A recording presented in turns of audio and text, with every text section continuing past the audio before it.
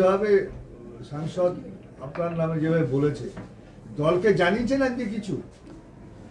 দেখুন, প্রথমে তো আমার দলের সর্বোচ্চ নেত্রী মমতা ব্যানার্জির উপরে ব্যাপক আস্থা আছে। ওনার ইনস্ট্রাকশনে অভিষেক ব্যানার্জির হাত ধরে এই দলে আবার ফিরে আসে। কিন্তু যেভাবে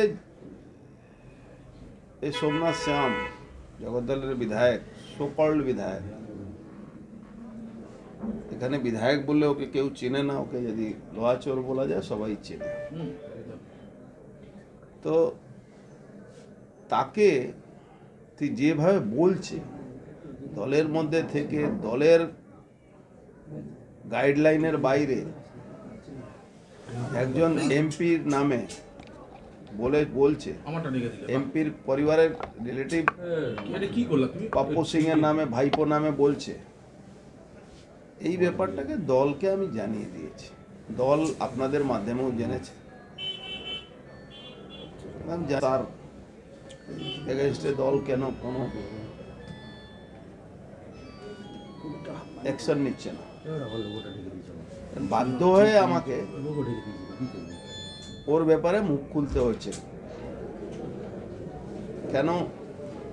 যদি মানুষ মিথ্যা কথাকে বারবার বলে, তো মানুষ যদি তার জবাব না দেওয়া হয়, মানুষ ভাবে সেই মিথ্যা কথাটি সত্যি আছে। পাপ্পু সিং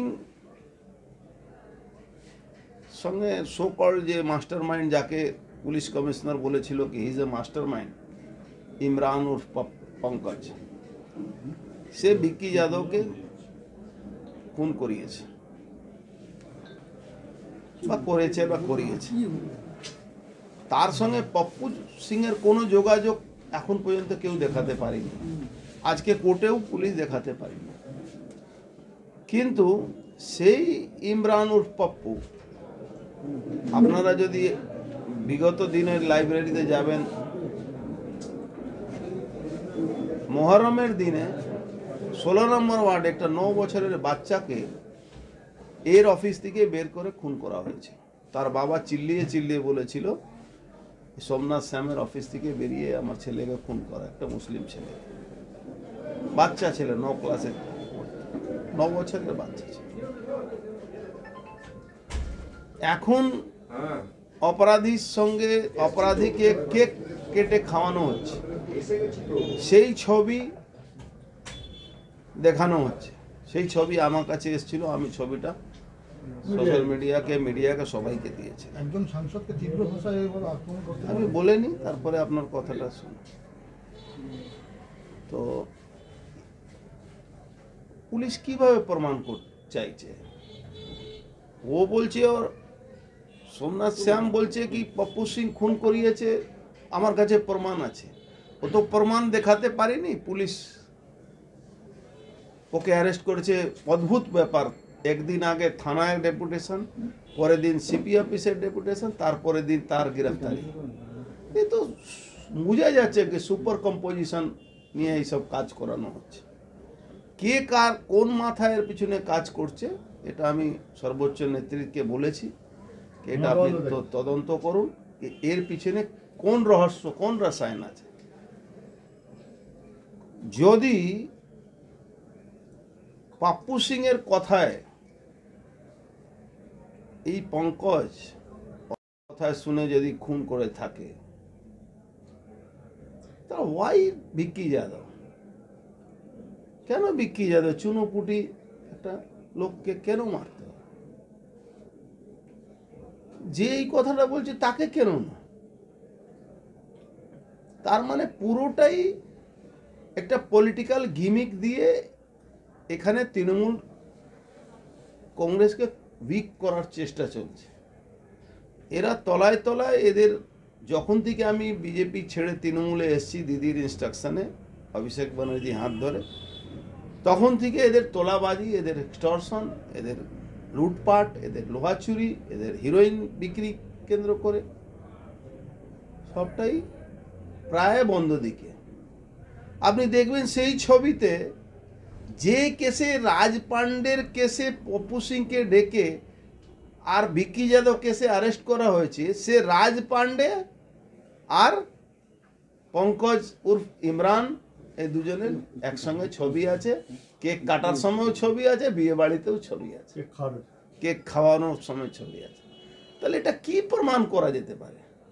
যদি ওই কেসে ওর কাছে তথ্য থেকে পাপ্পু সিংকে অ্যারেস্ট করা হয়, তাহলে ওকে কেন অ্যারেস্ট করা হয়?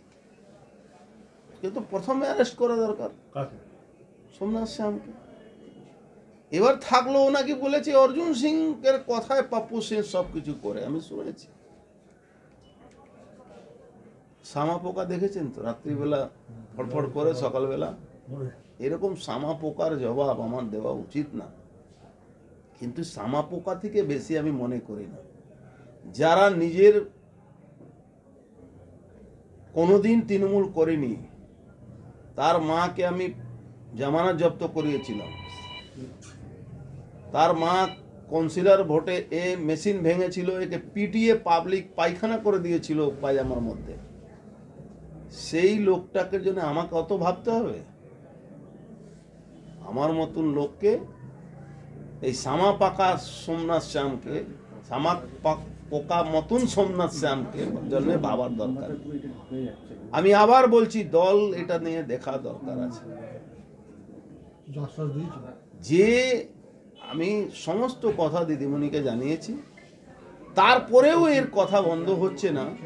বাধ্য হয়ে আপনাদের কাছে আমি দিল্লি থেকে আসার সঙ্গে সঙ্গে আপনাদের কাছে, আপনি তো দেখেছেন কোর্টে পুলিশ কাছে কোনো জবাব ছিল না, আইও কাছে কোনো জবাব ছিল না। বিচারককে দেখাতে পারেন, বিচারক যখন প্রশ্ন করলো তখন কোনো জবাব তার কাছে ছিল না। তার মানে সুপার কম্পোজিশন, কারো আঙুল হিলানিতে ও এই কথাগুলো বলছে। ওরা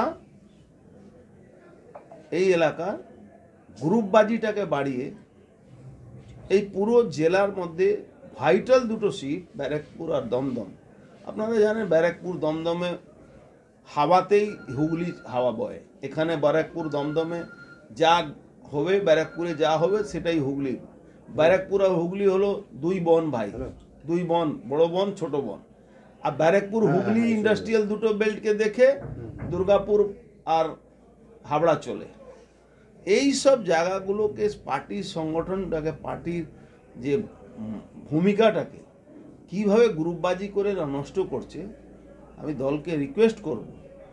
আমার আগাধ আস্থা, যে দিদির উপরে আমার যে আস্থা, আমি সাহস করে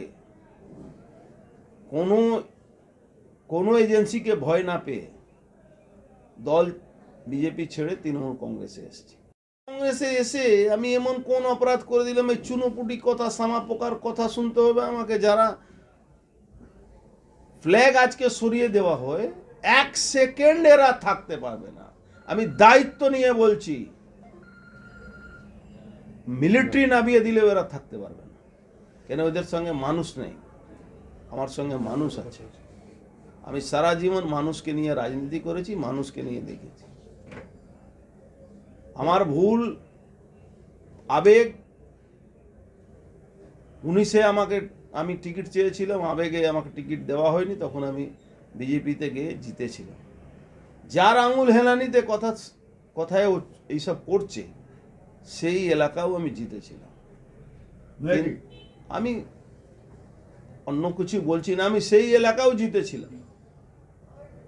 কিন্তু দিদির এক কথা, এক ইনস্ট্রাকশনে, একবার শুধু আমাকে বলেছেন তুই দলে চলে আয়, আমি চলে এলাম। অত যেখানে রোজ রোজ এজেন্সি তৃণমূলের আমাদের সেনাপতির উপরে অত চাপ দিচ্ছে, কিন্তু আমি কোনো ভয় পাই না। ওনাকে দেখে আমরা কোনোদিন এইসব নিয়ে ভয়ও পাই না। সেখানে ও জুমা 8 দিনের যোগী, সে বলছে দলকে সুপারিশ করবো কি আমাকে টিকিট না দেওয়া। এই দলের সর্বোচ্চ নেত্রীর সঙ্গে প্রায় 30 বছর কাজ করার অভিজ্ঞতা আমার আছে। আমি জানি উনি ন্যায়ের সঙ্গে থাকেন, উনি সত্যর সঙ্গে থাকেন, আর উনি এই সত্যর পাশেই থাকবেন। বিরোধীরা বলছে, সিপিএম এবং বিজেপি, তারা বলছে যে সোমনাথ শ্যাম হচ্ছে বোরে, আসল খেলা খেলছে নৈহাটির বিধায়ক পার্থভূমিক, সেচমন্ত্রী পার্থভূমিক। আমি একটা কথা বলি, যখন ওই তৃণমূলে অন্দরে যদি এই ধরনের কথা উঠতে থাকবে তো বিরোধীরা তো সুযোগ পেয়ে বলবে, ওদের তো বলার দোষ দিয়ে কোনো লাভ নেই, এরা সুযোগ করে দিচ্ছে তারা বলবে। কোনো মৃত্যুকে আমি ভালো মনে করি না, কিন্তু একটা চুনোপুটি লোককে, মানে আমার অত সময় খারাপ হয়ে গেছে কি আমাকে আমার ভাইপোকে ইনভলভ করতে হবে?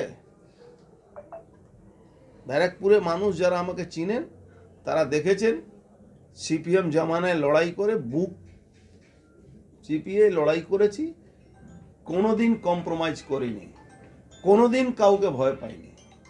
আজকে সেই জায়গা কাউন্সিলর থেকে এমএলএ, এমএলএ থেকে এমপি, আর তারা কোন জায়গা ছিল? তারা নিজের দলের সিম্বল আমাকে বিক্রি করে চলে যেত। তাদের কথা আমাকে আজকে উত্তর দিতে হচ্ছে, এটা আমার জন্য সব থেকে খারাপ জিনিস। কোনো আন্দোলনের নামতেন তাদের প্রতিবাদে?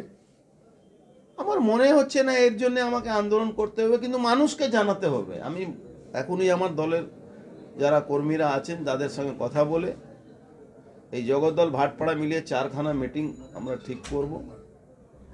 তারপরে যেদিন পিসি থেকে 5 দিনে পিসি মাননীয় এসিজিএম দিয়েছেন, যেদিন রিটার্ন হবে সেদিন আমরা ব্যারাকপুর কোর্টেও যাব।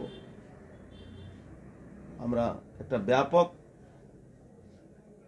মানুষকে জনজাগরণ করার চেষ্টা করব কি এই ধরনের সামাপোকা লোহাচোর এই এলাকার পরিবেশটাকে নষ্ট করার চেষ্টা করছে, তৃণমূলের দলটাকে ক্ষতি করার চেষ্টা করছে।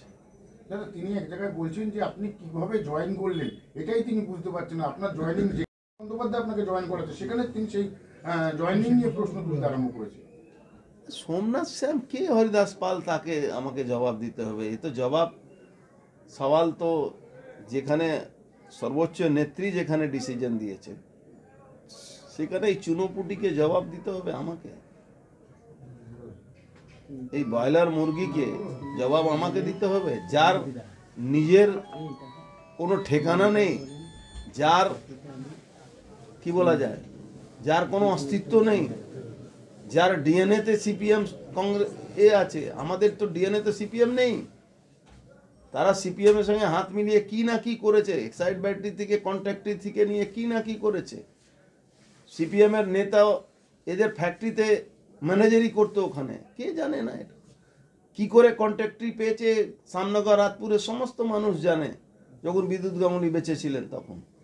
এইসব মুখ খোলাবেন না, মুখ খোলালে অনেক কিছু কথা মুখ থেকে বেরিয়ে যাবে। বলেছেন উনি যে এরপরের পালা হচ্ছে অর্জুন সিং এর গ্রেপ্তার।